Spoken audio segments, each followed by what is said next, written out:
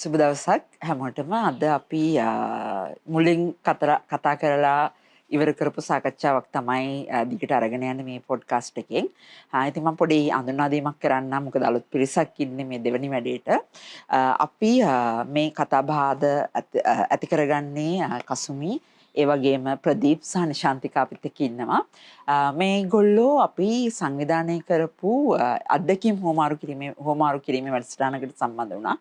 විශේෂයෙන්ම උතුරේ පිරිසක් තෝරගෙන දකුණේ මිනිස්සු කරගෙන යන අරගලයන් සම්බන්ධයෙන් වගේම දකුණේ පිරිසක් තෝරගෙන උතුරේ මිනිසුන් කරගෙන යන අරගලයන් සම්බන්ධයෙන් අපි අත්දැකීම් හෝමාරු වැඩසටහනක් සංවිධානය කරා. මේක පොඩි කලින් වගේ NGO වැඩක් වගේ පේනුනට එතනින් එහාට ගිහිල්ලා මේ වැඩසටහනින් යම් ප්‍රතිඵලයන් අත්පත් කරගත්තු නිසා සහ ඒකට සම්බන්ධ වූ පිරිස් ඒ හුවමාරු වැඩසටහන් වලින් පස්සේ ඔවුන්ගේ ප්‍රජාවන් එක්ක කරගෙන යන වැඩ ගැන ඉතමත් ප්‍රගතිශීලී කතාබහක් ඇති වෙච්ච නිසා අපි හිතුවා මේ සම්බන්ධයෙන් මේ පිරිසත් එක්ක පොඩ්ඩක් කතා කරත් හොඳයි කියලා. ඉතින් ඒකත් එක්ක තමයි මේ පොඩ්කාස්ට් එකේ දෙවැනි සීරීස් එක අපි මේ විදිහට කතා කරන්න යන්නේ. මම පොඩි පැහැදිලි කිරීමක් කරොත් අපේ අරමුණ උනේ හුදෙක් දකුණේ කණ්ඩායමක් උතුරට ගෙනියනකවත් උතුරේ කණ්ඩායමක් දකුණට ගෙනහිල්ලා උතුර දකුණ පෙන්වන එක නෙමෙයි. එතනින් එහාට ගිහිල්ලා ඒ එක එක අරගලයන් ඉඩම් වෙනුවෙන් හෝ වේවා, අතුරුදන්නුවන් වෙනුවෙන් හෝ වේවා, තමුන්ගේ අයිතිවාසිකම් වෙනුවෙන් හෝ වේවා, මේ සම්බන්ධයෙන් මේ මිනිස්සු කරගෙන යන කුඩා අරගලයන් සම්බන්ධයෙන් යම් අවබෝධයක් ලබා ගැනීම, ඒ හරහා ඉගෙන ගැනීම සහ ඒ හරහා තමුන්ගේ අත්දැකීම් ඔවුන් සමග බෙදා හදා ගැනීම තමයි මේකේ අරමුණ උනේ. ඉතින් මේ කතාබහ එන්නේ මේ වැඩසටහන නිර්මාණය වෙන්නේ විශේෂයෙන්ම අරගලය 2022 අවුරුද්දේ අරගලය අවසන් වීමත් එක්ක අපේ කණ්ඩායමක් උතුරට ඇතුළු අනිකුත් දිස්ත්‍රික් වලට ගියා. මෙහෙම ගිහිල්ලා මේ මිනිසුන්ව හම්බ වුණා. විශේෂයෙන්ම උතුරට ගිහිල්ලා හම්බ වුණාම ඒගොල්ලෝ කියපු කාරණාවක් තමයි මේ ඕගොල්ලෝ ගෑස් පෝලිං වල, තෙල් පෝලිං වල පැය ගණන් දවස් ගණන් හිටියට අපි ඒ කාලේ පහු කරේ මීට ගොඩක් කලින් මීට අවුරුදු ගානකට කලින් විශේෂයෙන්ම යුද්ධ තිබ්බ කාලේ. ඉතින් මේකත් එක්ක මේක අපිට අරුමයක් නෙමෙයි. සහ අපි ඒගොල්ලොත් එක්ක මේ අරගලය ගැන කතා කරද්දී ඒගොල්ලන්ගෙන් අපු ප්‍රධාන මම දන්නේ ඒක විවේචනයක් කියන්න පුළුවන්ද කියලා ප්‍රධාන කාරණාවක් තමයි ඒගොල්ලන්ගේ ඉල්ලීම්, ඒගොල්ලෝගේ බිමේ කරන අරගලයන් සහ ඒගොල්ලන්ගේ ප්‍රශ්න මේ 2022 ඇතුලේ 2022 වර්ෂයේ සිද්ධ වෙච්ච අරගලයට අරගලය ඇතුළට කොච්චර දුරට අන්තර්ග්‍රහණය වුණාද කියන එක ගැන යාලට විශ්වාසයක් නැහැ. සයික හැම වුණා කියලා යාලා විශ්වාස කරන්නේ නැහැ කියන එක. ඉතින් මේ සේරම එකතු කරලා අපි ඒකත් එක්ක පොඩි වාර්තාවකුත් සකස් කරා සහ ඒකත් එක්ක සාකච්ඡාත් කරගෙන යනවා පීපල්ස් පාර්ලිමේන්තු කියලා ජනතා පාර්ලිමේන්තුව කියලා. ඉතින් මේක තව වැඩක්. ඉතින් මම කියන්න උත්සාහ කරේ මේකත් එක්ක මේකට සහභාගී වුණා කසුමි, ඒ වගේම ප්‍රදීප්, ඒ වගේම නිශාන්තිකා. මේගොල්ලෝ ටිකක් වෙනස් පසුබිමකින් එන අය. ඉතින් මේකට මේගොල්ලෝ ඇප්ලයි කරලා තිබ්බ මේ ප්‍රෝග්‍රෑම් එකට. ඒකත් එක්ක තමයි ඔවුන් මේකට තෝරගන්නේ. ඉතින් ඒකට හේතුව එයාලගේ ඉන්ට්‍රෙස්ට් එක. ඒ කියන්නේ මේ ප්‍රශ්න ගැන ඒ බිමට ගිහිල්ලා මිනිස්සුත් එක්ක කතා කරලා දැනගන්න තියෙන උවමනාව. ඉතින් මම කැමති පොඩක් මුලින්ම ප්‍රදීප් එක්ක කතා කරන්න. මේක මේ ෆෝමල් නෙමෙයි, අපි පොඩි ඉන්ෆෝමල් chat එකක් විදිහට අරගෙන යමු. මොකද ඔයාලගේ අත්දැකීම් බෙදා ගන්න හින්දා. ඉතින් ප්‍රදීප් කියන්නේ විශේෂයෙන්ම වවුනියාව දිස්ත්‍රික්කේ ඉඳන් එන උතුරේ සමහර දේවල් ප්‍රශ්න ගැන ගවේෂණාත්මක විදිහට ලියන, ඒ වගේම ඒ සම්බන්ධයෙන් මාධ්‍ය ක්‍රියාකා විදිහට නිරත වෙන මාධ්‍යවේදියෙක්. ඉතින් ප්‍රදීප්ගේ ගොඩක් සමහර දේවල් ආටිකල් මම කියවලා තියෙනවා. ඒක ඇතුලේ කොහොමද ඒ කියන්නේ හුදු සිද්ධි අධ්‍යයනයට එහා ගිය සිද්ධියක් ගැන ඉදිරිපත් කිරීමකට වඩා එහා ගිය ගවේෂණාත්මක විදිහට ඒ මාධ්‍ය කර්තව්‍ය නියැලෙන කෙනෙක් තමයි ප්‍රදීප්. ප්‍රදීප් කොහොමද දකින්නේ? කියන්නේ ඔයා ඉන්නේ වවුනියාවේ. එතකොට ගොඩක් උතුරේ ප්‍රශ්නවලට ඔයා දකිනවා, අම්මලාගේ අරගල දකිනවා, ඉඩම් අත්පත් කර ගැනීම සහ හමුදාවන් යටතේ ඉඩම් අත්පත් කර ගැනීම නිසා පීඩාවටපත් වෙච්ච මිනිස්සු දකිනවා. හැබැයි කොහොමද මේ ගිය ගමනත් එක්ක ඔයාගේ කලින් අත්දැකීම වෙනස් වුනේ හෝ මේක කොහොමද ඔයා කරන වැඩ ටිකක් ඒ වගේ පරාසය වැඩි දියුණු කරන්න හේතු වෙන්නේ කොහොමද? එතෙන්දී මූලික වශයෙන්ම ඉඩම් ගැටලුව සම්බන්ධයෙන් මම දරපු මතය සහ මම දැනගෙන හිටපු මොකද මාධ්‍යවේදියෙක් විදියට මම නොදන්නා කරුණු දැනගන්න පුළුවන් වුණා විශේෂයෙන්ම අපේ යාපනයේ සංචාරයේදී. ඒ කියන්නේ ඒ වෙනකොටත් අපි හිතාගෙන හිටියේ මේ අධි ආරක්ෂක කලාප එහෙම නැත්නම් අවතෙන් කඳවුරු නෑ කියලා. ඇත්ත අවතැන් කඳවුරු වශයෙන් නැති වුණාට මිනිස්සු අවතැන් කියන කතන්දරේ එතෙන්දී තමයි මම දැනගත්තේ. ඊට පස්සේ විශේෂයෙන්ම මේ සංචාරය හරහා ඊට අමතරව දැන් අපි ප්‍රවෘත්ති වාර්තාකරණයකට ගියාට ප්‍රවෘත්ති වාර්තාකරණයේදී අපිට නොදකින අපි සංවේදී පැතිකඩක් මේ හරහා දැනගත්තා. මොකද ඔය අතුරුදනුවන්ගේ සම්බන්ධයෙන් ගැටලුවේදී වුණත් අපි ගිහිල්ලා නිවුස් එක කවර් කරලා එනවා. එතනින් පස්සේ අපි ඒ කට්ටියගේ ප්‍රශ්න ඇතුළට යන තත්ත්වයක් තිබුණේ නැහැ. හැබැයි මේ සංචාරය හරහා ඒ සම්බන්ධයෙන් අපිට හොඳට කියන්නේ මට පුද්ගලිකව හොඳට ගවේෂණය කරන්න පුළුවන් වුණා. ඒ හරහා මම කියන්නේ මම මාධ්‍යවේදියෙක් විදියට මම දන්න කරුණු වලට එහා ගිය කරුණු ටිකක් මට හොයාගන්න පුළුවන් වුණා. ඒ නිසාම මට මේ හරහා මේ විශාල ලිපි ප්‍රමාණයක් ලියා ගන්න අවස්ථාව ලැබුණා. ඒක ප්‍රදීප් දකින්නේ කොහොමද? ඒ කියන්නේ දැන් මාධ්‍යවේදියෝ ගොඩක් වෙලාවට මම දන්නේ ඒක චෝදනාවක් නෙමේ. මම මේ කියන දේ කියන්නේ දැන් තමුන්ගේ කියන්නේ නිවුස් channel ප්‍රොමෝට් කරන වැඩක් දැන් මේ දවස්වල යනවනේ මොනවා හරි content එකක් නම් ඒක තමයි ඒක හරහා තමුන්ගේ පෞද්ගලික නිවුස් channel ප්‍රොමෝට් කරනවා හරි YouTube දේවල් ප්‍රොමෝට් කරනවා නේ ඒ වගේ වැඩක් කරනවා. හැබැයි ප්‍රදීප්ගේ කාර්යය එතනින් එහාට ගිහිල්ලා මේ මිනිස්සුන්ගේ ප්‍රශ්න වල තියෙන දේශපාලනික මුහුණුවර දකුණට කියන වැඩකුත් කියනවා. මොකද ප්‍රදීප් ලියන්නේ සිංහල භාෂාවෙන් නේ. ඒතර ඒක ගැන ප්‍රදීප් කොහොමද දකින්නේ? ඒකේ තියෙන ඒ කියන්නේ ඔයා කරන රෝල් එක දේශපාලනිකව දකින්නේ කොහොමද? ඇත්තටම උතුරේ අම්මලාට සහ උතුරේ ජනතාවට තියෙන ප්‍රශ්න පිළිබඳව මම දන්න දේ තමයි දකුණ දැනුවත් නැහැ. එතකොට දකුණ දැනුවත් කරන්න නම් දකුණේ භාෂාවෙන් දකුණට ඒ මිනිස්සුන්ගේ ප්‍රශ්න ටික කියන්න ඕනේ. එතකොට උතුරේ තියෙන ප්‍රශ්නයි දකුණේ තියෙන ප්‍රශ්නයි උතුරේ තියෙන ප්‍රශ්න දකුණේ මිනිස්සු සිංහල භාෂාවෙන් දැනගත්තාට පස්සේ දකුණේ තියෙන ප්‍රශ්න උතුරේ මිනිස්සු දමිළ භාෂාවෙන් දැනගත්තාට පස්සේ මේ ඔක්කොම ටික ලංකාවේ හැම මිනිස්සයම දැනගන්නවා අපිට තියෙන එක ප්‍රශ්නයක් කියලා. එතකොට නැත්තම් කියන්නේ ඒ ප්‍රශ්න මේ තියෙන தත්ත්වේ හරියට ඒ මිනිස්සු අවබෝධ කරගත්තේ නැත්තම් උතුරේ මිනිස්සු හිතනවා අපිට වැඩි සැලකිල්ලක් දකුණු මිනිස්සුන්ට තියෙනවා. දකුණු මිනිස්සු හිතනවා උතුරට කියන්නේ අපිට වැඩි සැලකිල්ලක් උතුරට තියෙනවා කියලා. එතකොට මෙන්න මේත් අතර ගාස්ටනයක් ඇති වෙනවා. එතකොට මාධ්‍යවේදියෙක් විදියට මට මේ ලැබිච්ච අවස්ථාවේ මම විශේෂයෙන්ම කතා කරන්න ගියේ මොකද මේ මිනිස්සුන්ගේ තියෙන සාධාරණ ප්‍රශ්න. එතකොට ඒ සාධාරණ ප්‍රශ්න පිළිබඳව මතයක් දකුණ ඇති කරන එක තමයි මගේ කියන්නේ මගේ පරමාර්ථය උනේ. ඉතින් මම හිතනවා ඒක සාර්ථක වුණා කියලා. කියන්නේ විශේෂයෙන්ම ඒ හරහා දකුණේ මේ උතුරේ ඉන්න අම්මලාගේ සහ උතුරේ ඉන්න කියන්නේ අතුරුදන්නුවන්ගෙන් සහ අවතැන්නුවන්ගේ ප්‍රශ්න ගැන දකුණේ කතිකාවතක් ඇති කරන එක තමයි මාධ්‍යවේදියෙක් විදියට සිදු කළ යුත්තේ කියන එක. ඒක උතුරට දකුණට කියලා වෙනසක් නැහැ. දෙපැත්තටම ඒ විදිහේ කතිකාවතක් ඇති වෙනවා නම් හොඳයි කියන එක තමයි මගේ මතය. නිශාන්තිකා අපිත් එක්ක සම්බන්ධ වෙන්න ඇත්තටම නිශාන්තිකා නියෝජනය කරනවා විකල්පනී ජාතික කාන්තා සංවිධානය කියලා. කාන්තාවොත් එක්ක ග්‍රාමීය මට්ටමේ කාන්තාවොත් එක්ක වැඩ කරන සංවිධානයක්. සහ ඒකත් එක්ක නිශාන්තිකා දැන් කාලෙක ඉඳලා සම්බන්ධ වෙලා වැඩ කරනවා. ඒක නිශාන්තිකාගෙන් කියපු කාරණාවක් තමයි නිශාන්තිකා මොනරාගල ඌවේ. එතකොට නිශාන්තිකාලේ ගම්මානත් හිටපු කාලයක් මේ මායිම් ගම්මාන විදියට යුද්ධ කාලෙදි තිබිලා තියෙනවා. ඒතර මේ යුද්ධ කියන එක නිශාන්තිකාලට අලුත් දෙයක් නෙමෙයි. මම දන්නේ ඒ ප්‍රමාණයෙන්ම උත්තර තිබ්බ ප්‍රමාණයෙන්ම ඔයගොල්ලෝ අතුන් දෙන්න නැතුවද නමුත් යම් අත්දැකීමක් තියෙනවා විශේෂයෙන්. ඉතින් මම මේකත් එක්ක දකින්න කැමතියි මේකත් එක්ක ඔයා මේ අත්දැකීමත් එක්ක පොඩි කාලේ ලැබපු උතුරට ගියාම ඒක ඔයා කොහොමද දැක්කේ? ඔයා හම්බුණා අතුරුදහන් ඌවන්ගේ බලහත්කාරයෙන් අතුරුදහන් කරපු අයගේ අම්මලා තාත්තලා හම්බුණා. ඒ වගේම ඉඩම් ප්‍රශ්න වලට මුහුණ දෙන අය හම්බුණා. ඉතින් මේක කොහොමද ඔයා දකින්නේ? ඇත්තටම චතු ඔයා කිව්වා වගේ මම පොඩි කාලේ ඉඳන්ම මේ යුද්ධය අත්විඳා. මොකද අපි මායිම් ගම්මානවල ජීවත් වුණේ. නමුත් එහි දකුණේ උතුරේ ප්‍රශ්න ගොඩක් වෙනස්. නමුත් මොකද දකුණෙත් ඉන්නවා දමිළ ජනතාව.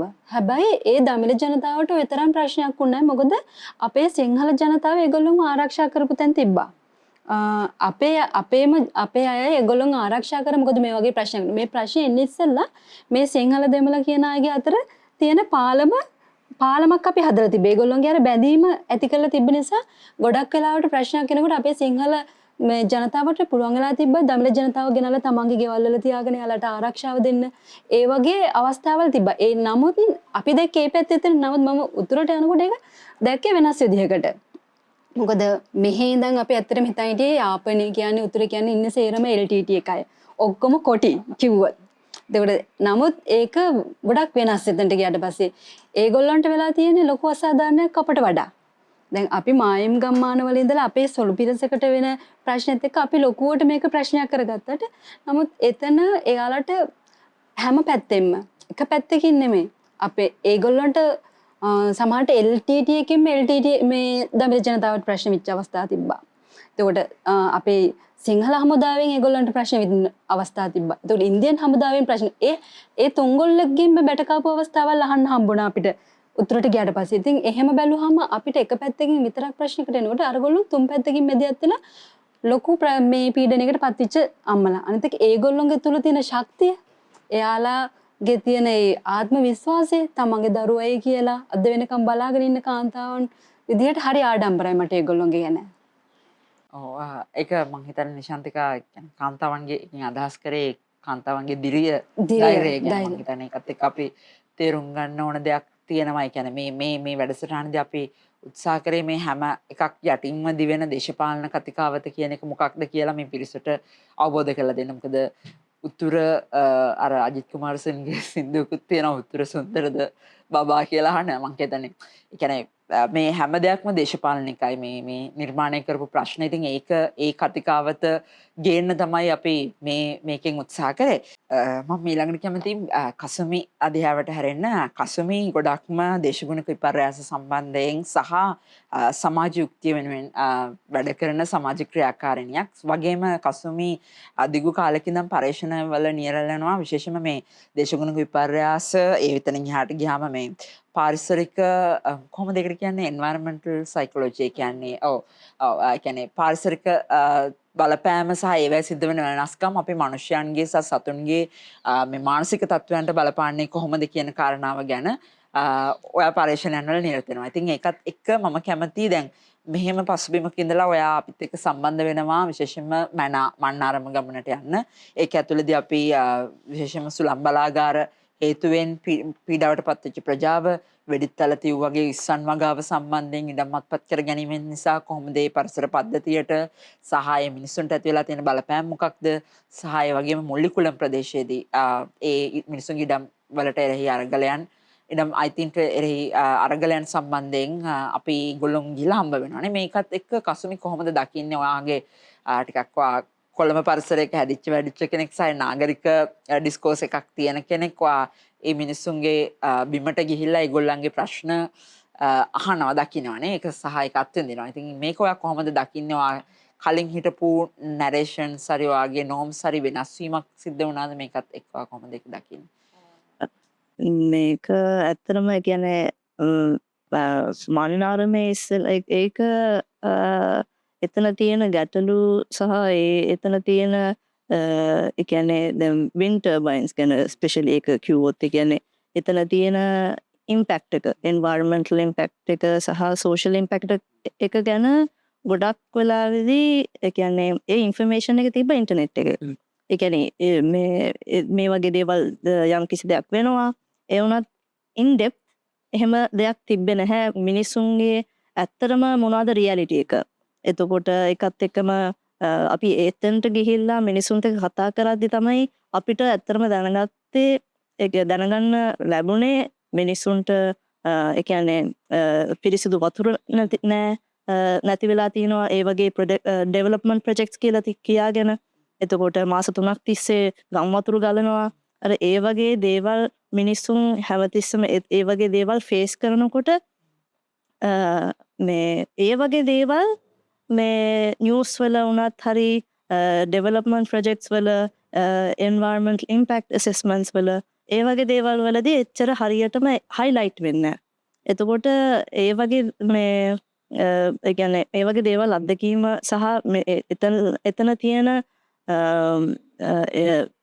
මොනවද perception එක completely ඒ කියන්නේ අපි යම් කිසි දෙයක් දැනගෙන හිටියා මේ වගේ දෙයක් වෙනවා ඒ වුණත් මොකක් හරි තියෙනවා ඇති ඒ වුණත් කොච්චරටම ඒ කියන්නේ green project එකක් හරි sustainable project එකක් කියනකොට ඇත්තටම මොනවද reality එක sustainable කිව්වට green project එකක් කියලා කිව්වම අපි හිතන්නේ මේක සුන්දරයි මේක හැමෝටම මේ හොඳ දෙයක් කියලා එහෙම කියලා හිතනවා. ඒ වුණත් එතනින් එන පීඩාව එතනින් එන මිනිසුන්ට සහ මේ පාරිසරික ගැටලු එතකොට ඒව වලින් වෙන සත්තුන්ගේ එකන human wildlife conflicts එහෙමත් වෙනවා. එතකොට මිනිස්සුන්ගේ මේ අයිතිය නැති වෙනවා. ඒ වගේ ගොඩක් දේවල් මේවා අපි ඒගොල්ලොන්ට ඩිරෙක්ට් ඉම්පැක්ට්ස්. ඒවා ඒ ඩිරෙක්ට් ඉම්පැක්ට්ස් වුණාට ඒවා account වෙන්නේ නැහැ. ඒ වගේ එතකොට දැන් මේ දැන් ඒ වගේ දේවල් ඇත්තටම මම උනත් environmental impact පැත්තෙන් දැනගත්ත වුණාට social impact එකෙන් කොච්චර in depth කොච්චර ඒගොල්ලොන්ට මොන වගේ ප්‍රෙෂර් එකක් තිබ්බද මේ වගේ ඩෙවලොප්මන්ට් ප්‍රොජෙක්ට්ස් වලට මේ හා කියන්න උනත් ඒ වගේ දෙයක් නිසා ඒ කියන්නේ මම හිතන්නේ මේ වගේ ප්‍රෝග්‍රෑම්ස් මම හිතන්නේ ඇත්තටම අවශ්‍යයි මේ විශේෂම යූත් අයටනේ කියන්නේ ඔව් යූත් අයට මොකද තේරුම් ගැනීම. ඔව් ඒ කියන්නේ සෝෂල් මීඩියා වල තියෙන එකයි රියැලිටි එකයි වෙනස්. හරි මම කැමති පොඩක් ආයේ ප්‍රදීප් දිහාවට හැරෙන්න. ප්‍රදීප් දැන් දැන් මේක මම කලිනුත් අපිත් එක්ක සම්බන්ධ වෙච්ච මෙලනිකෙන් අහපු ප්‍රශ්නයක්. ඒ කියන්නේ දැන් මේ උතුරේ මේක උතුරෙන් ආපු කණ්ඩායමක් කිව්වා, දකුණෙන් ගිය කණ්ඩායමක් කිව්වා. උතුරේ ප්‍රශ්න ගැන අපි වැඩිපුරම දැනුවත් නැත්තේ දකුණේ මාධ්‍යවේදීන් උතුරේ සම්බන්ධයෙන් කරන ආවරණයන්. ඒ කියන්නේ සිංහල භාෂාවෙන් වෙන්න පුළුවන් මේ වගේ භාෂාවකින් කරන ආවරණයන් අඩුම හින්දා කියලා.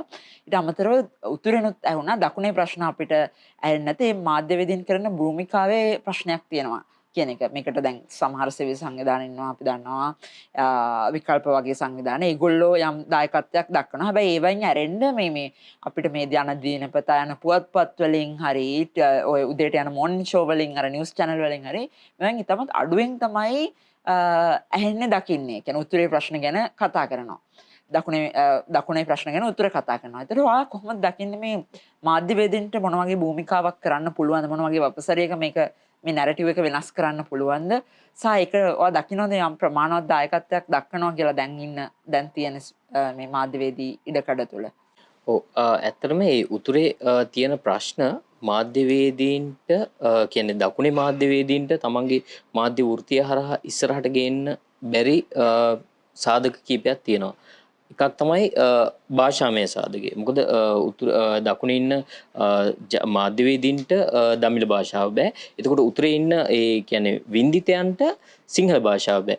එතකොට ඒ කට්ටියගේ ප්‍රශ්නේ දකුණේ මාධ්‍යවේදීන්ට කියන්න අපහසුතාවයක් තියෙනවා මේ තමන්ගේ භාෂාව ඒ කියන්නේ භාෂා බැරි කියන්නේ භාෂාව කියන සාධකය මුල් කරගෙන. එතකොට ඒ හරහා තමයි විශේෂයෙන්ම මේ කියන්නේ උතුරේ තියෙන ප්‍රශ්න දකුණේ මාධ්‍යවේදීන්ට වැඩිපුර මාධ්‍යවේදීන් කතා නොකරන්න පළවෙනි ප්‍රධානම හේතුව. ඊට අමතරව තවත් මාධ්‍යවේදීන් හරි උතුරේ දකුණේ ඔක්කොම මිනිස්සුනේ මේ මිනිස්සු අතරේ තියෙනවා සැකය. එතකොට දකුණේ මිනිස්සු බලනවා උතුරේ මිනිස්සු ගැන සැකයෙන් උතුරේ මිනිස්සු බලනවා මේ දකුණේ මාධ්‍යවේදී ගිහිල්ලා ඒ තමන්ගේ කතාව උදාහරණයක් විදිහට අතුරුදන්නුවන් සම්බන්ධයෙන් වුණත් අපි ගිහිල්ලා කාගෙන් හරි තොරතුරක් ගද්දි මේ කට්ටිය මොකටද මේ තොරතුරු ගන්නෙ? එතකොට ඒ කට්ටිය ඒ තොරතුරු දීමේ මැලිකමක් තියෙනවා. කියන්නේ සමහර විට ඒ කට්ටියට ආරක්ෂකාංශ වලින් හරි මොකක් හරි වෙන පැත්තකින් ආපු බලපෑමක් වෙන්න පුළුවන්. හැබැයි ඒ කට්ටිය සිංහල භාෂාව කතා කරන මාධ්‍යවේදියෙකුට සිංහල භාෂාව කතා කරන මාධ්‍යවේදියෙක් ගිහිල්ලා මේ කියන්නේ ඒ තොරතුරක් ඉල්ලද්දි ඒ තොරතුරු ලබා දීමේ මැලිකමක් දක්වනවා. මොකද ප්‍රධානම හේතුව තමයි මේ මිනිස්සු තාමත් බයින් ඉන්නේ. මොකද මේ කියන්නේ අපිට තොරතුරක් දීම ඒ මිනිස්සුන්ට ප්‍රශ්නයක් වෙන්න පුළුවන් කියන හේතුව හින්දා ප්‍රධාන වශයෙන්ම ඔය සාධක දෙක තමයි මම දකින්නේ. හැබැයි අර කිව්වා වගේ මේ මාධ්‍යවේදීන් වශයෙන් මීට වැඩි අවධානයක් උතුරට දෙන්න ඕන කියන තැන මම ඉන්නවා. මොකද උතුරේ ලියන්න ඕන තරම් ප්‍රශ්න තියෙනවා. දවස් ගානේ ලියන්න ප්‍රශ්න තියෙනවා. කියන්නේ බිම්බෝම්බ ගැටලුව ගත්තත් ඒ බිම්බෝම්බ ගැටලුව ගත්තොත් ඒ බිම්බෝම්බ ගැටලුව හරහා පීඩාවට පත් වෙච්ච උතුරේ කියන්නේ ජනතාව විතරක් නෙමෙයි වන සත්තුන්ගේ ඉඳලම මේ ඒ ගැටලුවෙන් පීඩාවට පත් වෙලා තියෙනවා. මම කියන්නේ මේ එක කතාවක් විතරයි බිම්බෝම්බ. එතකොට වනාලී ඒ වගේ අපි කතා නොකරන සත්තුන්ට මිනිසුන්ට වෙන හානියට අමතරව. එතකොට ඒ සම්බන්ධයෙන් මම දන්නේ මේ ප්‍රමාණවත් මැදිහත් වීමක් වෙලා තියෙනවද කියලා. ඉතින් ඒ නිසා ප්‍රධාන වශයෙන් අර භාෂා බලපෑම සහ මේ අර මිනිස්සු අතර තියෙන සැකේ තමයි මේ ඒ කියන්නේ ප්‍රශ්න මේ දකුණේ මාධ්‍යයෙන් ඉස්සරහට නොවෙන්න බලපාලා තියෙන කියලා තමයි මම හිතන්නේ. සාමන් ප්‍රතිබින් දැනගන්න කැමතියි. දැන් අර ඔයගොල්ලන්ගේ මාධ්‍ය සාමූහික තියෙනවා මම දන්නවා තරුණ ජනමාධ්‍යවේදීන්ගේ සංගමය මේ වගේ සාමූහික තියෙනවා. ඒතර මේ වගේදී එකක් උතුරේ මාධ්‍යවේදීන්ගේ ප්‍රමාණවත් අපි කියන රිප්‍රසන්ටේෂන් එකක් කියලා නියෝජනයක් තියෙනවාද ඒ වගේ දේවල් වල ඒ වගේ ස්පේස් වල ඒ වගේ ප්ලැට්ෆෝම් වල සහ එහෙම නැත්නම් ඔයා මොකක්ද ඒකට හේතු විදිහට දැන් මොකද මං හිතනවා දැන් ඒ වගේ ජාතික මට්ටමේ තියෙන වේදිකාවන් වල ඒ වගේ ප්ලැට්ෆෝම්ස් වල තමයි අපිට මේ ප්‍රශ්න ගේන්න පුළුවන් සහ ඒක ඇතුලේ සාමූහික වැඩපිළිවෙලක් හදා ගන්න පුළුවන්.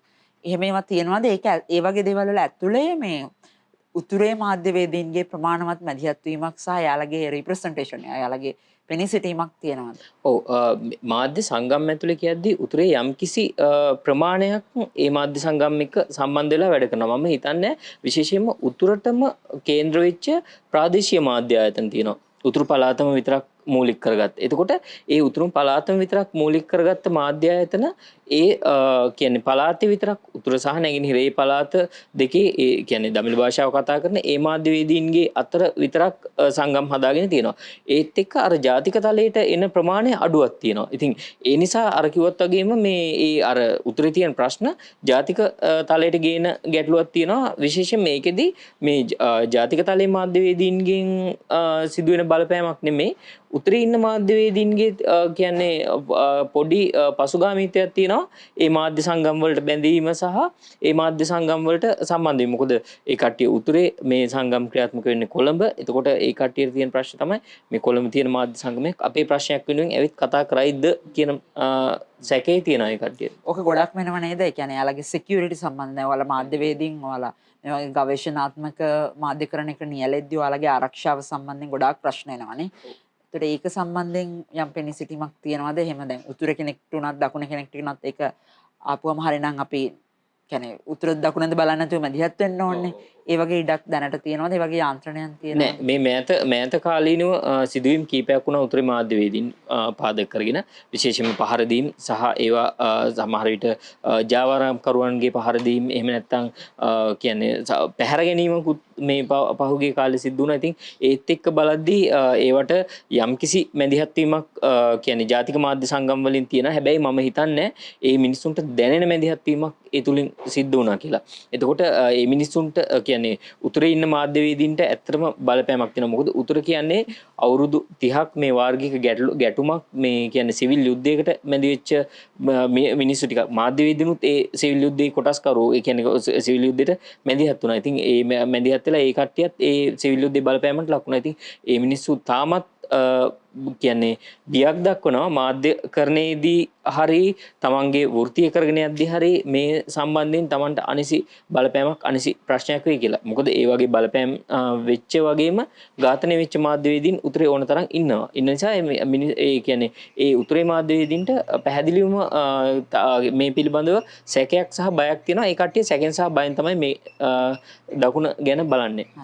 අපි පොඩක් තව කතා කරමු ප්‍රදීප්. මම කැමති ඊළඟ පොඩක් නිශාන්තිකත් එක්ක කතා කරන්න. නිශාන්තිකා මේ අර අරගලයන් ඇතුලේ කාන්තාවන්ගේ දායකත්වය කියලා මම හිතන්නේ සුනිලා බෙස්සකරගෙත් ආටිකල් එකක් තියෙනවා ටිකක් පොඩි පොත් පිංචක් විදිහටත් ගහලා තියෙනවා women in struggle කියලා. කියන්නේ කාන්තාවන්ගේ භූමිකාව අරගලයන් ඇතුලේ හුදෙක් උයනවා පිහනවා ඒ වගේ අර කාන්තාවන්ට අනන්‍ය වෙච්ච රෝල්ස් වලින් එයාලගේ ඒ භූමිකාවන් එහාට ගිහිල්ලා කොහොමද එයාලා සමහර වෙලාවට ඒකත් කරන ගමන්ම එයාලා සමහර අරගලයන් වල නායකත්වයේ ගත්තේ කියන කාරණාව ඒ ලිපිය පුරාවටම ඉදිරිපත් කරලා තියෙනවා සාක්ෂිත් එක්ක කරුණොත් එක්ක. ඉතින් මම ඒකත් එක්ක අහන්න කැමති දැන් නිශාන්තිකත් වැඩ කරන්නේ මේ වගේ කාන්තාව එක්ක. ඒතර නිශාන්තිකත් එක්ක වැඩ කරන කාන්තාව සමහර අය ඉන්නවා විශේෂයෙන්ම පැල්වත් ඇතුළු මේ උක්වගා වෙනුවෙන් ගත්තු ඉඩම් අත්පත් කර ගැනීම වලට නායකත්වය දුන්නා. ඉතින් මේ පසුබිමත් එක්ක තමයි නිශාන්තිකා උතුරට යන්නේ සහ ඒ අරගලයන් වල මිනිස්සු හම්බ වෙන්නේ. ඉතින් ඔයා ගොඩාක් මුල්ලිකුලම් වල ඒ වගේම උතුරේ අර අවතන් වෙච්ච ප්‍රජාව සම්බන්ධ ප්‍රශ්නදී සහ උතුරේ අම්මලාගේ ප්‍රශ්නදීනේ ඒ කාන්තාව හම්බ වෙනවා. ඒගොල්ලොත් එක්ක කතා කරනවා. ඉතින් මේක දකින්නේ කොහොමද මේ කාන්තාවගේ දායකත්වය උතුරේ අරගලයන් වල? ඒක ඔයා කොහොමද කාන්තාවන් එක්ක වැඩ කරන කෙනෙක් විදිහට දකින්නේ? ඒක ටිකක් වෙනස්ද දකුණට වඩා කොහොමද? ඔව් ඇත්තටම දකුණට වඩා වෙනස් කියන්නේ දකුණේ කාන්තාවන් තුළ ඔච්චර ශක්තියක් නැහැ. ඒගොල්ලෝ මගදී නතර වෙනවා. නමුත් මම දැක්ක විශේෂ දෙයක් තමයි මේ උතුරේ කාන්තාවන් ඒ තමන්ගේ එක අරමුණක් වෙනුවෙන් එයාලා දීර්ඝ කාලිනයක් ඒ ප්‍රශ්නෙත් එක්කම ඉන්නවා. ඒක කොහොම හරි මේක ජයග්‍රහණය කරන්න ඕනි මේකට සාධාරණයක් වෙන්න ඕනි කියන එකත් එක්ක අවුරුදු ගාණක් ඉන්නවා දකුණ. නමුත් දකුණේ වෙනස් වෙනවා කියන්නේ දකුණේ අය ටික කාලයක් ඒ අරගෙන ඉන්නවා. හැබැයි එයාලා එතනින් ඒක නතර වෙන එතනින් දිගට ගෙනියන්නේ නැහැ. එහෙමත් එක්කෙනෙක් දෙන්නෙක් ඉන්න පුළුවන්. නමුත් අර වැඩි පිරිසක් ඉන්නේ නැහැ. නමුත් මෙතන උතුරේ ප්‍රශ්න ගත්තාම උතුරේ වැඩි පිරිසක් ඒ ප්‍රශ්න වෙනුවෙන්ම ඉන්නවා. එතකොට ඒගොල්ලෝගේ මුළු ජීවිත කාලෙම මේ ප්‍රශ්න වෙනුවෙන් කැප කරපු අය හිටියා. ඒ වගේ තමයි දීවර කාන්තාවනුත් ලොකු දෙයක් කරනවා යාලත්. එයාලත් ඒගොල්ලොන්ගේ අරගල වෙනුවෙන් යාලගේ ප්‍රශ්න වෙනුවෙන් එයාලත් සටන් කරනවා. අපි අනිත් එක තමයි පානම ගැටලුවේදීත් දැක්කේ දේ තමයි ඒ කාන්තාවන් දිවාරය නොබලා ඒ ප්‍රශ්න වෙනුවෙන් වැඩ කළා තියෙනවා. තමන්ගේ ගම ආරක්ෂා කරගන්න ඕනි කියලා ඒ කාන්තාව නායකත්වය දෙන්න. තමන්ගේ කියන්නේ ආරක්ෂාව ගැන හිතන්නේ නැතුව ඒගොල්ලොන් එයාලා ගැන පවුල ගැන හිතන්නේ නැතුව ඒගොල්ලෝ ලොකු කැපකිරීමක් කරලා තියෙනවා. ඉතින් එයාලගේ තියෙන ශක්තිය තමයි මම හිතන්නේ ලංකාවේම කාන්තාවන් විදියට ආදර්ශයට ගන්න ඕනේ අපි. එයාලා තුල තියෙන ශක්තිය. ඒක හරි වටිනවා. මොකද අපිටත් පුළුවන් වෙන්න ඕනේ අපිත් ඇත්තටම ගොඩක් වෙලාවට ප්‍රශ්නයක් එක දිගටම යන්නේ නැහැනේ. මග කොතනක හරි නතර වෙනවනේ. හැබැයි ඒ අපේ තියෙන මොනවා හරි දුර්වලකම් නිසා. ඒකට ඒක අපිට අරගොල්ලොන්ගේ අත්දැකීම් වලින් ගොඩාක් දේවල් අපි ලබා ගත්තා මම. ඒකට මේ ගත්ත දේවල් එක්ක අපේ කාන්තාවන්ව තව කොහොමද ඉස්සරහට ගෙනියන්නේ ඒගොල්ලොන් කොහොමද මේකත් එක්ක ශක්තිමත් කරන්නේ කියන එකත් එක්ක ගොඩක් වැදගත් වුණා මම හිතන්නේ මේ ගිය ගමනේදී. හරි මම හිතන්නේ නිශාන්තිකා එයාගේ නිශාන්තිකා දැන් මේ මිනිසුත් එක්ක මේ කරන වැඩේට සම්බන්ධ වෙන්නේ කොච්චර කාලිනද විකල්පණීකත් එක්ක මම හිතන්නේ විකල්පණී එකත් එක්ක මම සම්බන්ධ වෙන්නේ මම ඉපදුණු දවසේ ඉඳන් වෙන්න පුළුවන්. මොකද පුංචි කාලේ ඉඳන්ම ඇත්තටම මම කිව්වා මම හිටියේ මායිම් ගම්මානවල කියලා අපි ඒ කාලේ ඉඳලම ඒකට සිංහල දෙමළ අය අතර තියෙන මේ පරතරය නැති කරන්න අපි ප්‍රසංග කරා. ඒ කියන්නේ අපි කලාත්මක පැත්තෙන් සාම නර්තන ප්‍රසංග කියලා ලංකාව වටේම වැඩසටහන් කරා. ඒකට ඒ තුලින් මිනිස්සුන්ගේ හදවත් වලට ලං වුණා. ඊපස්සේ සිංහල දෙමළ අයට භාෂා. ඒකට ටැමිල් අයට සිංහල භාෂාව, සිංහල අයට දෙමළ භාෂාව උගන්වන්න ඒ වගේ දේවල් කරා. ඒ වගේ ගොඩාක් වැඩ කරගෙන ගොඩාක් පසුබිම් එක්ක අපි අය. ඒකට දැන් මේ වෙනකොටත් අපි සිංහල දෙමළ කියන හැමෝත් එක්කම එකතු වෙලා තමයි වැඩ කරගෙන යනවා. යාළගේ කාන්තාවන්ගේ නායකත්වයේ යාළ සමහර කාන්තාවන් ඉන්නවා ඇත්තටම ගෙදරින් එළියට ආවිලා වචනයක් කතා කරන්න. නමුත් දැන් එයාලා බය නැතුව ඉස්සරහට ගිහලා කතා කරනවා. එයාලගේ ප්‍රශ්න කියනවා. ඒ වගේ තැනට ඒගොල්ලොන්ගේ ධාරිතාවය වැඩි කරලා තියෙනවා කාන්තාව. හරි නෑ මම කියපු කාරණාවකට මම ටිකක් එකඟ නොවන කාරණාවක් අර දකුණේ කාන්තාවෝ මොකද ගොඩක් අරගලයන් තියෙනවා මේ දකුණේ කාන්තාව විසින් අරගෙන යන අරගලයන් සහ ඒ වගේ නායකත්වය දන්නවනේ අපි ගියේ පැල්වත්තේ වගේ ගත්තාම සහ ඇක්‍රියන් කුමරු ඒ ඉඩම් අරගලය ගත්තාම ඒකේ අර ඒක තමයි ප්‍රශ්නේ. කියන්නේ කාන්තා මේ අරගලයන් ඇතුලේ කාන්තාවන් කරන කැපකිරීමේ ධෛර්යය මේ මේන් ස්ට්‍රීම් එක ඇතුලේ පේනවද කියන එක නේ. ඉදිරි පෙළ ඇතුලේ යාළගේ භූමිකාව ඇත්තටම ග්‍රහණය වෙනවද? ඒකට පිළිගැනීමක් තියෙනවද? ඒක හඳුනා ගන්නවද කියන ප්‍රශ්නේ තමයි මම හිතන්නේ නිශාන්තිකාගේ කතා බහ ඇතුලේ මතු කරන්න උත්සාහ කරේ. ඉතින් මේකත් එක්ක මේ අපි පොඩ්ඩක් මම කැමතියි කසුමි දිහාවට හැරෙන්න. කසුමි දැන් ඔයා ආටිකල් එකකුත් ලියලා තිබ්බ ඔයාගේ මන්නාරම ගමනින් පස්සේ විශේෂයෙන්ම පාල් අපේ ඉඩම් අයිතිය සඳහා වූ ජනතා සන්ධානයේ වෙබ්සයිට් එකෙත් අපි ඒක පළ කරා. මේ ග්‍රීන් කැපිටලිසම් කියන එක නේ හරිත ධනවාදය කියන එක. දැන් අපි හරිත කිව්වහම මේ දැන් අපි විශේෂයෙන්ම අපි වගේ රටවල් මේ ඉන්න ණය අර්බුදයත් එක්ක ඉන්වෙස්ටර්ස්ලට we are truly open නේ. කියන්නේ අපි අපේ තියෙන අනපනත් ඒ වගේම රෙගුලාසි ලිහිල් කරමින් ඒගොල්ලන්ට ඒගොල්ලන්ව පිළිගන්න ඒගොල්ලන් මෙහෙවිලා ඉන්වෙස්ට් කරන්න කියලා අපි එයාලව ඉන්ෆ්ලුවන්ස් කරනවා. එතකොට මේකත් එක්ක ඇති වෙන දෙයක් තමයි සායක හරිත කිව්වම තව අපි ගොඩක් කැමතියි නේ. ග්‍රීන් එන්නේ හැබැයි දැන්ලා සමහරු කියනවා ලෝකයේ 100%ක් මේ එනර්ජි කියන එක ග්‍රීන් වෙන්න ඕනේ කියලා. හැබැයි මේකේ තියෙන ප්‍රශ්නේ තමයි මේ ආයෙත් මේ ග්‍රීන් එනර්ජි කියන එක හසුරවන්නේ කවුද? ඒක ප්‍රජාවද තවදුරටත් ඒ සම්බන්ධයෙන් ඉඳගන්නේ නැත්නම් අර සාම්ප්‍රදායික ධනවාදී ක්‍රමය ඇතුළේ තියෙන ව්‍යාපාරිකයෝද එහෙම නැත්නම් ඒ වගේ අයිතිකරුවෝ කවුද? දැන් අදානිගේ ප්‍රශ්නේදී අපි ඒක තමයි දැක්කේ. ඒතර ඔයාගේ දැකීම මොකක්ද මේ ග්‍රීන් එනර්ජි උනත් ඒකේ තියෙන පාරිසරික බලපෑම සමාජීය බලපෑම ග්‍රීන්ද? ඒක ඔයා කොහොමද මේ පානම ගියාම හරි එහෙම නැත්නම් විශේෂයෙන්ම මන්නාරම ගියාම හරි දැක්කේ ඔයා කොහොමද?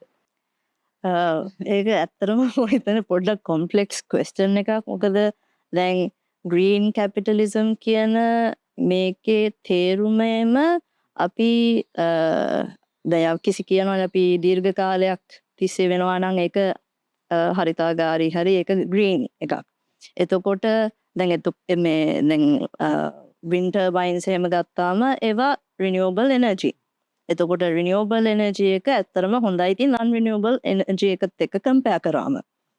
ඒ වුණත් ඒ කම්පැරිසන් එකෙන් පස්සේ අපි ග්‍රීන් එනර්ජි එකත් ප්‍රොමෝට් කරන්නේ එක්ක අපි ඉම්ප්ලිමන්ට් කරන්න හරි ඒක මේ ඒක ප්‍රැක්ටිස් එකක් විදිහට කරද්දී අපි මිනිස්සුන්ගේ හරි ලෑන්ඩ් ඉෂුස් හරි එතකොට එන්වයරන්මන්ටල් ඩැමේජ් එකක් හරි සෝෂල් ඉෂුස් ඇති වෙනවද කියලා ඒක ඇසෙස්මන්ට් එකක් විදිහට හරියට අපි බලන්නේ නැත්තම් අපි එන්වයරන්මන්ටල් ඉම්පැක්ට් ඇසෙස්මන්ට් එකේ ඒක වැඩි ඒ වගේ පැතිවලින් ඒව කව වෙන්නේ දැන් ඒක කරන්නේ මං හිතන්නේ ව්‍යාපෘති යෝජකයන් ඒ කියන්නේ ප්‍රොජෙක්ට් එක අරගෙන ඉන්වෙස්ටර් එක කරන්න ඕනේ. ඔව් ඉන්වෙස්ටර් තමයි කරන්න ඕනේ. එතකොට එතනින්ම කොන්ෆ්ලික්ට් ඔෆ් ඉන්ට්‍රස්ට් එකක්. මොකද දැන් ADB එකක් ගත්තොත් දැන් ADB එකෙන්ම තමයි එතකොට එන්වයරන්මන්ටල් ඉම්පැක්ට් ඇසෙස්මන්ට් එකක් අරගෙන ඊට පස්සේ මේ ඒගොල්ලොන් දානවා ඒගොල්ලොන්ගේ වාර්තාව රිපෝට් එක.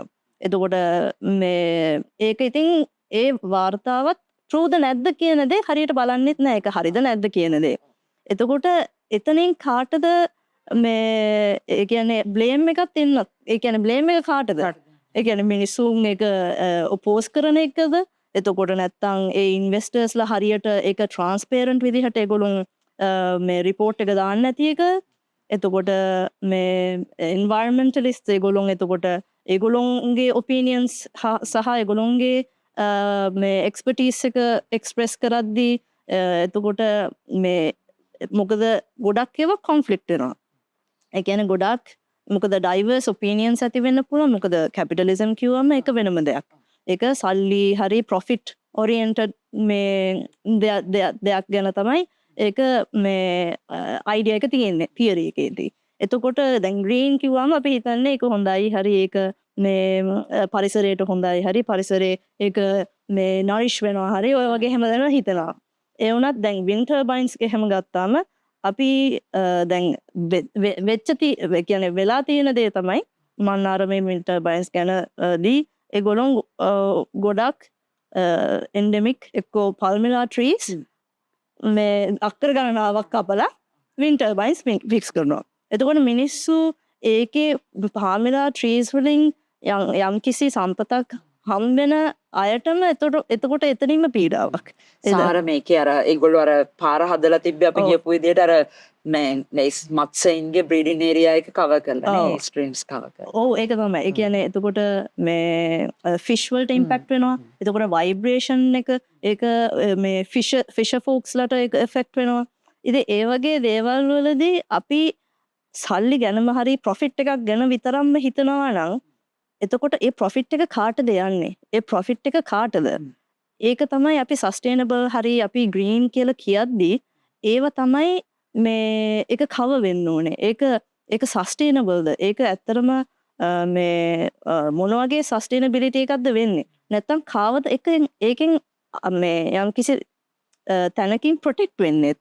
මොකද එක්ක ප්‍රිසර්ව් කරන්නේ ඒ වගේ කල්චර් එක ප්‍රිසර්ව් වෙනවද නැත්නම් ඉකොලොජිකලි ප්‍රිසර්ව් වෙනවද? ඒ වගේ දේවල් අපි හිතන්නේ නැතුව අපි නිකම්ම ප්‍රොෆිට් එකක් ගැනම හිතුවොත් නැත්නම් ග්‍රීන් කැපිටලිසම් කියලා එක ප්‍රොමෝට් කරගෙන මේක ඉන්වෙස්ටර්ස් ඕනේ කියලා ඊට පස්සේ දැන් අපි ඕවර් ටූරිසම් එකක දැන් ඒකත් වෙනවා ලංකාවේ. මේ ඉන්වෙස්ටර්ස්ලා කියලා නැත්නම් ටූරිසම් කියලා බූස්ට් කරන්න ඕනේ කියාගෙන එනත් එතකොට එතනින් දැන් අරුගම්බි වැළුවම ඕවර් ටූරිසම් සහ නැත්නම් ඒ කියන්නේ මේ ෆොරින් ඉන්වෙස්ටර්ස් හරි ෆොරින් ඉල්ලීගල් මේ බිස්නසස් රන් කරද්දී ඒගොල්ලෝ ඊට පස්සේ ලෝකල්ස්ලට කිසිම ඉඩක් දෙන්නේ නැහැ. ඉතින් ඒ වගේ වෙලාවෙදී කාටද මොන වගේ යුක්තියක්ද හම්බෙන්නේ? මොන වගේ එතකොට ඒ වගේ මොකද අර ටූරිසම් වලදීත් අපි ප්‍රොමෝට් කරන්න ඕනේ. ඒ කියන්නේ මේ ඉකෝසිස්ටම් එකත් රැකගෙන ඒකේ සුන්දරත්වය විඳින්නේ කොහොමද සහ ඒක ඇතුලේ මම හිතන්නේ අපේ ප්‍රජාව කියන එක ඒකේ කොටසක් විය යුතුයි කියන එක නේ. නමුත් මේ යන ලිබරල් සහ මේ යන ධනවාදී සිස්ටම් එක ඇතුලේ කොහොමද අපිට මගහැරෙන් මම හිතන එක ගොඩක් වැදගත්ව කතා කරපු කාරණාව. අනිත් කාරණාව තමයි දැන් අර මේකේ ග්ලෝබලි පොඩි මූවමන්ට් එකක් හැදිලා තියෙනවනේ. කියන්නේ දැන් ග්‍රීන් එනර්ජි වලටත් තිබුණට ඒකට විරුද්ධ මතවාදයක් ඇදලා තියෙනවා. ඒ ග්‍රීන් එනර්ජි උනත් ඒක කැපිටලිස්ට් විදිහට යනවා නම් ඔයා කිව්වා වගේ සහ ඒක මේ වගේ රටවල් වල ඒ කියන්නේ අර දුර්වල නීති රෙගුලාසිත් එක්ක යනවා නම් ඒක ආයෙත් ඩිසාස්ටර් එකක්. එහෙම නැත්නම් ඒක ආයේ ග්‍රීන් කියන කන්සෙප්ට් එකටම විරුද්ධ කාරණාවක් කියලා. ඒ ගැන මොන හරි වට කියන්න තියෙනවද කසමේ? කියන්නේ ඒ ග්ලෝබල් මූවමන්ට් එකට ලංකාවේ ඇතුලේ තියෙන ප්‍රතිචාරය සෝ එකට ඒ කතා බහ මොන වගේද? අපි දැන් ඇත්තටම ගෝලීය බැලුවොත් දැන් ග්ලෝබල් නෝර්ත් එකමනේ දැන් ඒගොල්ලෝ ෆොසිල් ෆියුල්ස් කියන දේ ෆොසිල කියන දේ අපි එක්ස්ට්‍රැක්ට් කරගෙන ඊට පස්සේ අපි සීමාව අපේ ගෝලීය මේ මොනවාද ටෙම්පරේචර් එකේ ඒක සීමාව පැනලා එතකොට දැන් ග්ලෝබල් නෝර්ත් එක ඩෙවලොප් කරන්න තමයි එතනින් උනේ. කියන්නේ ෆොසිල් ෆියුල් එක්ස්ට්‍රැක්ට් කරලා ඊට පස්සේ ඒවා වලින් එක වෙනම සබ් මේ කැටගරීස් තියෙනවා. එතකොට කෝල් එතකොට මේ ඒ වගේ වෙනම මේ ප්‍රොඩක්ට්ස් හැදෙනවා බයි ප්‍රොඩක්ට්ස්. එතකොට ඒවා වලින් දියුණු වෙලා දැන් අපි ග්ලෝබල් සවුත් එකේ ඉන්න දැන් ලංකාවත් ග්ලෝබල් සවුත් එකේ. එතකොට අපි ඩෙවලොපින් කන්ට්‍රි එකක් තමයි කියලා කියන්නේ. එතකොට ඩෙවලොපින් කන්ට්‍රි එකකදී අපිට ඇත්තටම කිව්වොත් දැනට තියෙන ගෝලීය උෂ්ණත්වයත් එක්කම එතකොට impacts climate change impacts climate hazards ඒ වගේ දේවල් predictions තියෙනවා මේ වගේ රටවල් වලට මේ වගේ පීඩනය තමයි එන්නේ කියන දේ. දැන් IPCC report එකක් බැලුවොත් ඒකේ global south එකට කොච්චර affect වෙනවද කියලා. එතකොට ඒගොල්ලොනුත් කියන්නේ non renewable energy එක phase out කරන්න කියන දේ. just transition එකට යන්න කියලා. ඒ කියන්නේ කිසිම පීඩාවක් නැති විදිහට එනර්ජි එක ට්‍රාන්ස්ෆර් කරන්න කියලා renewable energy වලට. කසමේ පොඩි දැන් ඔයා දැන් කතා කරපු දේවල් එක්ක ඔයා දැන් යනවනේ දැන් මම නරමට යනවා. දැන් මේ මිනිස්සු අපිට කියන්නේ අපිට අවුරුදු 60කට පස්සේ ගම් වතුරක් ආවා. දැන් ගම් වතුර එනවා කියන්නේ වතුර වහිනවා හැම එනවා. හැබැයි අවුරුදු 60කට පස්සේ තමයි මේ වගේ ගම් වතුරකට අපි මුහුණ දුන්නේ නේ. ඒකත් මාසයක් තිබ්බා අපේ බිත්ති ගානටම තිබ්බා. අපේ වාගා පාළු වුණා මෙහෙම වුණා. මේක මෙහෙම වෙන්නේ අදානිගේ කම්පැනි එක ඇවිල්ලා මේ ස්වභාවිකව ගලාගෙන ගිය ස්ට්‍රීම්ස් ටික ඒ ජල පාරවල් ටික පහලා මෙහෙම පාරක් ඇදුවා හදලා වින් පවර් ගෙවුවා. ඒතර දැන් ඔයා කලින් කියපු කාරණා මම මේ ප්‍රශ්නේ අහන්නත් හේතුව දැන් මෙතන මේ ලොකු දේශපාලනික කතාවක් තියෙනවා. ඒක ඔයා වගේ මේක අධ්‍යයනය කරන අයට සහාය සම්බන්ධව වැඩ කරන ක්ලයිමේට් ඇක්ටිවිස්ට්ලාට තේරෙනවා. ඒතර මේක අර මන්නාරමේ අපිට හම්බ වෙච්ච අයියලට මාමලට ඒගොල්ලෝ කොහොමද ඒ කියන්නේ එයාලා තේරුම් ගන්න එයාලගේ භාෂාවෙන්. හැබැයි මේකේ ලොකු දේශපාලනික ලොකු කැපිටලිසම් එක යන කතාවක් තියෙනවා. ඒක අපි කියවා ගන්නවා. ඒ දෙක කොහොමද සම්බන්ධ කරන්නේ? ඒකේ හිඩස මොකක්ද සහ ඒකේ ગેප් එක කොහොමද මොකක්ද? සයි සම්බන්ධ කිරීම ඇතුළේ ඔයාලා වගේ අයගේ රෝල් එක මොකක්ද? කොහොමද දකින්නේ? මම දකින්නේ කියන්නේ දැන් ඒගොල්ලොන් තේරුම් ගැනීම ඇත්තරම අපි පිටේ ඉඳන් හිතනකොට ඒගොල්ලොන්ට වැඩි එහෙම තේරීමක් නැහැ. හරි මම හිතන්නේ ඒකේ අර වචන වලින් ඇක්සෙසිබිලිටි එකක් නැතිකමක් විතර. ඒ වුණත් මොනවද වෙන්නේ කියන දේ ඒගොල්ලොන්ට තේරෙනවා. ඒ කියන්නේ වංචාවක්ද? එතකොට එතනින් එන පීඩනයද? එතනින් එන මේ මොනවද හිංසනය හරි ඒ වගේ ඒගොල්ලොන්ට ඒව තේරෙනවා. එතකොට ඒව වලින් අපිට මොකද හැමෝටම තේරෙන දෙයක් තමයි හැඟීම්. දැන් මටත් හැඟීම් තියෙනවා, ඔයාටත් හැඟීම් තියෙනවා. එතකොට උතුරේද දකුණේද ඕන තැනක හැඟීම් කියන දේ තියෙනවා. එතකොට ඒව තමයි common කියන දේ. එතනින් අපිට යම්කිසි දෙයක් ඉදිරියට එන්න ඕන නම් ඒ commonalities එක. එතකොට common struggle එක හරි. එතනින් එහාට එන්න පුළුවන් ඒ common struggle එක අපි acknowledge කරගෙන තමන්ගේ තියෙන මේ ගැටලුද හරි එතනින් solutions උනත් මම හිතන්නේ දැන් psychology සහ පරිසරය ගැන එතනින් background එකක් තියෙන කෙනෙක් විදිහට කිව්වොත් ඇත්තටම ඒ කියන්නේ අපිට තියෙන solutions already ඒ කියන්නේ තියෙනවා. ඒ කියන්නේ already ඒ කියන්නේ solutions තියෙනවා.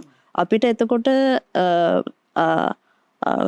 මේ ඒ කියන්නේ අපිට තව ඉදිරියට යන්න පුළුවන් වෙන්නේ යම්කිසි අපේම තියෙන biases. ඒ කියන්නේ අපේම තියෙන biases කියන්නේ පැත්තකට බර පැත්තට බර වෙන ඒ කියන්නේ හේතු සහ ඒ වගේ අපි යම්කිසි දේවල් නොදැනුවක්කම හරි එතනින් පහසු වෙන්නත් ඔව් එතකොට අපේ කම්ෆර්ට් එකට අපේ ඉන්ෆර්මේෂන් එක අපිට ඒක ඒ වෙලාවේදී වැඩි නම් එතකොට අපි ඒක ගැන වැඩි සලකා බලන්නේ නැහැ.